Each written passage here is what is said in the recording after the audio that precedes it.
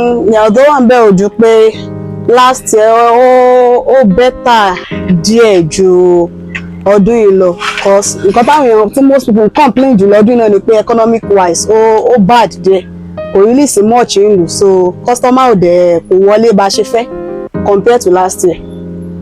Ìyàtọ̀ tó wà láàrin Christmas tó kọjá lọ òun náà ni pé ní ọdún tó kọjá by November mo ti ra nǹkan ọdún pamọ́ sílé, mo ti ra aṣọ fún àwọn ọmọ mi, mo sì ti ra ìrẹsì tá máa lò fọdún àti iṣu. Ṣùgbọ́n lọ́dún yìí mi ò tíì ní àǹfààní láti ra nǹkan kan. Ìyàtọ̀ tó wà ńbẹ̀ nìyẹn. Owó circulate síta gẹ́gẹ́ bó ṣe yẹ kó circulate. Ọdún yìí ó dà pé ó fẹ́ blood díẹ̀. Last year hot a rí oríṣiríṣi different parties wà last year but yìí ó dà pé lókè ló wà bẹ̀rẹ̀. Mo ra aṣọ tó last year mi ti rà ní yìí. A ti ra adìẹ wà ńlẹ̀ kò tí pọ̀. Ọdún yìí a ti rà kò tí pọ̀ ńlẹ̀. Gẹ́gẹ́ bí mo ṣe rí sí ní ọdún tó kọjá ó dà pé nǹkan sì tún wọ́n díẹ̀ economy ó harsh díẹ̀ ní ọdún tó kọjá but bí mo ṣe wá rí lọ́dún ni wípé gbogbo àwọn nǹkan ọjà gbogbo ẹ̀ ti jáwó lọlẹ̀ díẹ̀. Iye tí wọ́n ra ráìsì lọ́dún tó lọ nǹkan ni wọ́n rà ní ọdún yìí. Ọjà ṣe wọ́n lọ́dún tó lọ bẹ́ẹ̀ kọ́ lọ́jà ṣe wọ́n ní ọdún yìí. Ní ọdún tó lọ ata márùn-ún 500 naira kò dẹ̀ rí bẹ́ẹ̀ lọ́dún yìí.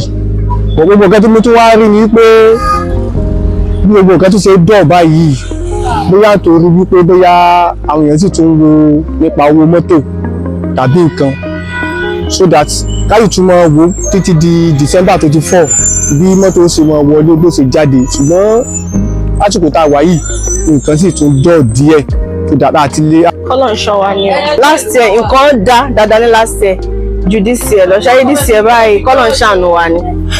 Ọ̀làjókòó yìí kò sí nǹkan kan gbọ́ ìwé yìí last year everywhere ti wà filled up à ń ṣiṣẹ́ gbogbo àwọn customers wa ta pé wọ́n ní kò sówó kọ́lọ̀ ń ṣàṣàánú wa ni.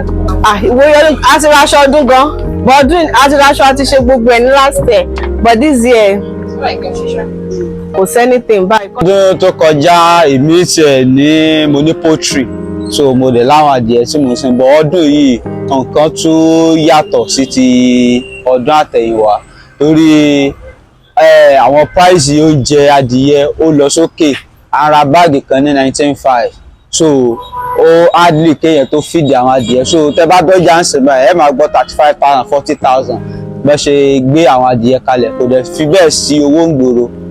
Ká sọ pé ọkùnrin lèmi so obìnrin ló máa ra aṣọ ọdún gan kò ṣe pé kò kọ ọkùnrin ṣá bọ tó bá pé owó wà lọ́wọ́ mi náà ni tó wà òkè tó pọ̀ iná ni màá ṣàrà aṣọ ọdún. Wọn ní báyìí ṣá ká sọ pé ọdún tó kọjá àti ọdún ilé ìdáwà ká sọ pé ọdún tó kọjá ní ìgbà Keresimesi ọdún tó kọjá ó ṣáájú ju ọdún ilé ìdáwà náà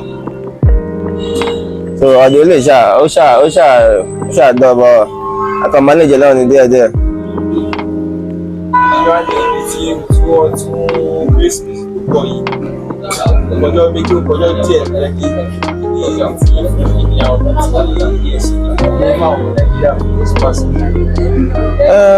Ọ̀rọ̀ tó wà bẹ́ẹ̀ náà ni kì í ṣe pé kò ṣàpọ̀ pọ̀ Keresimesi ilé ìdáwà ní ká mọ́lẹ́jẹ̀ náà ní fífọ̀ ṣáàṣẹ́ onígbé kò sówó nígbè náà ni ó jẹ́ kí ọjà ò yá lágbé owó wà nígboro ọjà máa yá náà ọ̀tẹ́ṣẹ̀ wà báyìí mọ́lẹ́jì náà ṣàṣẹ ká má ṣàṣẹ lọ.